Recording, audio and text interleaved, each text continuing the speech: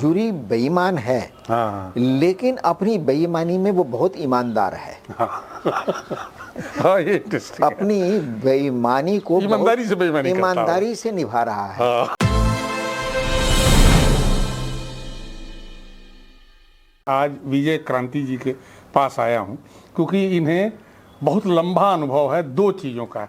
खाली फोटोग्राफी का नहीं, फोटोग्राफी तो अपनी स्टोरी के लिए करते रहे, कई फोटो कॉन्टेस्ट में जूरी रहे और जिसमें कई जूरी मेंबर होते हैं उसमें चेयरमैन भी रहे। तो हम इस वीडियो से जानेंगे कि एक जूरी मेंबर या एक जूरी के चेयरमैन तस्वीरों को देखते हुए किस तरह का सोचता है। इनकी बातें बहुत महत्वपूर्ण हैं। हम सभी फोटोग्राफर्स को, सभी लिखने पढ़ने वाले को देखना चाहिए, समझना चाहिए। फोटो कॉन्टेस्ट के जूरी मंडल से भी कुछ सुनना जरूरी है हम लोगों को। तो आईफेक्स की जो कंपटीशन था उसको आपने कैसे जज किया? आईफेक्स ने 2016 में जो कंपटीशन नेशनल किया उसका मुझे उन्होंने जिसको कहें सोलो ज्यूरी बनाया।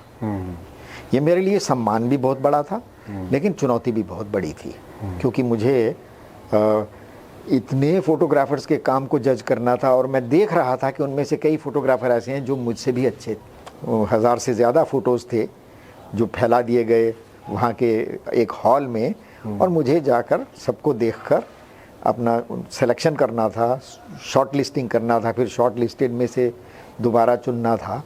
तो संयोग से मेरे साथ राम सुतार जी थे, भारत के बहुत जाने माने मूर्तिकार।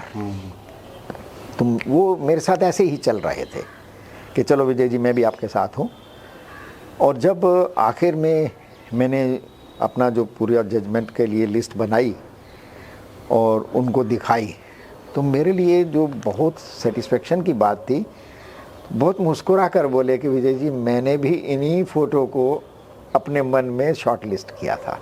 जो कंपटीशन करने वाली संस्था है वो क्या देखना चाहती है इसमें से, अगर आपको ये समझ आ जाती है और फिर उसके हिसाब से आप फोटोग्राफ्स को आंकते हैं, समझते हैं और ईमानदारी से उसका चुनाव करते हैं, तब तो जूरी का काम सही हुआ। और अगर नहीं कर पाए तो फिर मैं मूल रूप से राइटर जर्नलिस्ट हूँ, लेखक पत्रकार हूँ। मैंने रिपोर्टिंग किया है और मेरा बहुत ज़्यादा जो काम है वो फीचर राइटिंग का रहा है। वो मैंने अलग अलग संस्थाओं में काम किया, इंडिया टुडे में काम किया और दूसरे कई संस्थानों में काम किया। लेकिन संयोग ये हुआ कि क्योंकि मैं फ़ोटोग्राफी करता था तो मुझे मेरा ऑफिस ये भी कह देता था कि आपके साथ फ़ोटोग्राफ़र भेजने की ज़रूरत नहीं है, आप अपना कैमरा ले जाइए, ये रही फिल्में, और आप अपनी स्टोरी के हिसाब से शूट कर लाइएगा। 12 दिन पैदल चलना पड़ा। जो भारत तिब्बत सीमा का जब व्यापार खुला था तो इतने दिन मुझे अकेले जाना पड़ा। वो बड़ा कष्टकारी होता है, लेकिन लाभकारी ये होता है कि आप जो स्टोरी अपने मन में सोच रहे हैं उसके मुताबिक जो ही आपको कोई मोमेंट मिलता है, कोई फ्रेम दिखता है, तो आपको समझ में आ जाता है कि ये मेरा फ्रेम है। तो आप अपनी स्टोरी को दिखाने के लिए, प्रेजेंट करने के लिए आप अपने स्वाद के हिसाब से जब आप फ्रेम शूट करते हैं, वो बड़ी सेटिस्फेक्शन की बात होती है। थोड़ा बहुत लिखने का शौकीन मैं भी हूँ, लेकिन मैं लिखने को प्रोफेशन नहीं बनाया। अभी मेरी एक किताब भी आ रही जो मैं लिखा हूँ उसे, जी।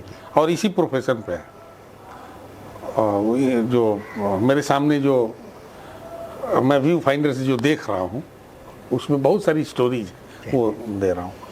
हमारी समझ भले कितनी भी अच्छी हो फोटोग्राफी की, लेकिन एक स्टोरी करने वाला फोटोग्राफी से करेगा तो वो सेटिस्फाई नहीं कर पाएगा, जस्टिस नहीं हो सकता। इसलिए कि ये जो डॉक्यूमेंटेशन के रूप में तो कर पाएगा कि इस पर लिख रहा हूँ तो इसकी फ़ोटो खींच लो, लेकिन जो पिक्चर अपने आप में जो स्टोरी कहती है, जिसको शब्द की आवश्यकता नहीं है, अगर वो शब्द वाला व्यक्ति अगर उसको शूट कर रहा है तो वो क्या करेगा? अगर आपके साथ कोई फोटोग्राफर है और उसको लिखना नहीं है, तो ये हमें मानना चाहिए कि अगर मैं लिखने वाला पत्रकार हूँ और फोटोग्राफी भी कर रहा हूँ, तो मेरे पास संभावना है कि जो बात मैं अपने फोटो में नहीं कह पाया उसको मैं लिखकर पूरा कर लूँगा।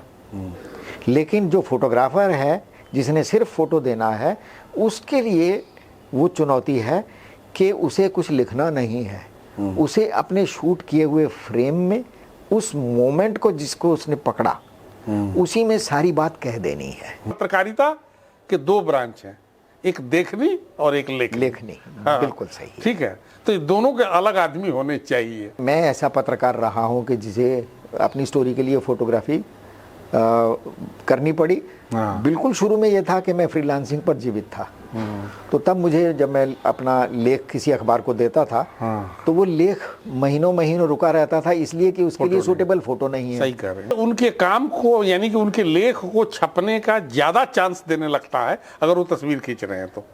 ज्यादा जगह में छपने लगती है, ज्यादा स्पेस लेने लगते हैं, मल्टीपल पब्लिशिंग हाउस में छपने लगती है।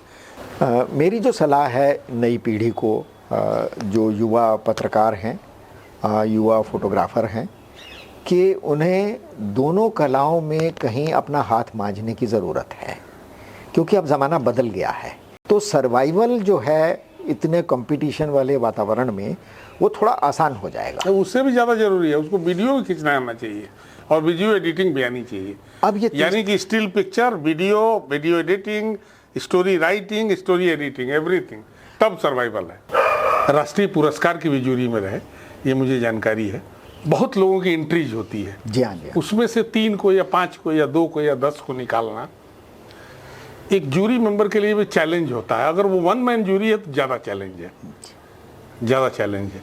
कई मेंबर होते हैं तो उसमें सहूलियत मिलती है, किसकी तरफ ज़्यादा आकर्षण है तो एक अंदाज़ा चलता है। जी हाँ, क्योंकि मैं बहुत अच्छी तरह जानता हूँ कि हमारे देश में ऐसे बहुत सारे फोटोग्राफर हैं जो मुझसे कहीं अच्छा जिन्होंने काम किया है, जो बनाने वाले लोग हैं वो कहीं पर ये आंकते हैं कि ये व्यक्ति ईमानदारी से अपनी राय देगा। अगर जूरी में विजय क्रांति जी हो तो किस तरह की तस्वीर को ये तरजीह देंगे? जी, ऑर्गेनाइज करने वाला संगठन है, उसकी क्या ज़रूरत है, अगर हम उसको पहचान लें फिर हम अपने पूरे विषय को उसी पर केंद्रित रखें। इसका मतलब सबसे बड़ा बेईमान जूरी हो गया, क्या करें हम? यहाँ हम यही कहेंगे, वो जूरी बेईमान है, लेकिन अपनी बेईमानी में वो बहुत ईमानदार है। ये अपनी बेईमानी को ईमानदारी से निभा रहा है। जैसे पुलित्जर प्राइज है, वो एक स्थायी कंपटीशन है, बिना घोषणा किए हुए कंपटीशन है, जिसमें एजेंडा बड़ा स्पष्ट है कि जिन देशों की सरकारों को, जिन देशों के समाज को पश्चिम की एक स्पेसिफिक लॉबी बहुत नेगेटिव दिखाना चाहती है, अगर आप उस तरह का फोटो भेजेंगे तो आप बहुत अच्छे फोटोग्राफर हैं। लेकिन वही घटनाएं जब अमेरिका में होती हैं, जब वहाँ का गोरा पुलिस वाला काले की हत्या कर देता है, उसके गर्दन पर घुटना रख कर और उसको जान से मार डालता है, उन फोटो को पुलित्जर प्राइज में कहीं ध्यान नहीं दिया जाएगा। और भारत का समाज या भारत के अखबार उसकी वाहवाही करने जुट जाएं, मुझे लगता है कि यहाँ वो ईमानदारी बहुत मूर्खता भरी है। ये अंतर हमें समझना चाहिए। जूरी जो है वो तो अपनी यूँ समझिए नौकरी कर रही है।